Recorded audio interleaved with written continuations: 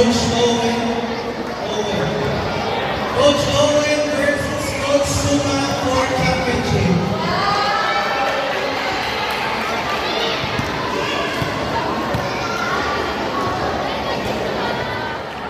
It's our third time here in Pasig, and it's just so nice kasi talagang yung iba nakapag-camp na rin sa amin, and we actually see that grabe yung mga nag-improvement ng mga bata. For sure, tuloy-tuloy din yung program dito sa Pasig in terms of sports. So nakakatawa talaga makabalik ulit dito sa Pasig.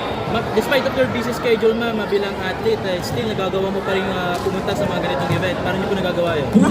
Well, I think just knowing our priorities, and we also wanna give back to the sport and to the community. And we all know that kids really, they're very eager to learn the sport, so we want them to have this space also para mas madami pa sila matutunan, and sana mas madami pa tayo ma-share sa atin. We need to actually help inspire kids, aspiring athletes also, para ma-ignite talaga yung passion nila for sports. So yun lang din naman.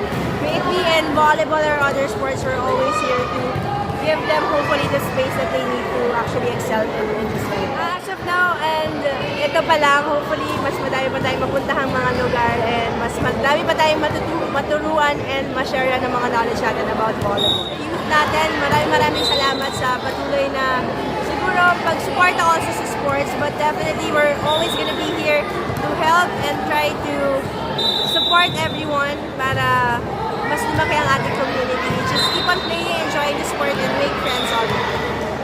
Thank you.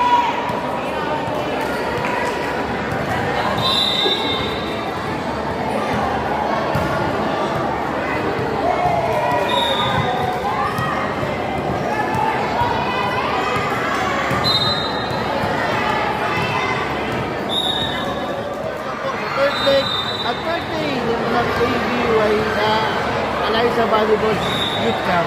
Welcome po sa Pasig. Pangatlong baba na po ni Ma'am Alaysa po dito, and she's very welcome po sa Pasig.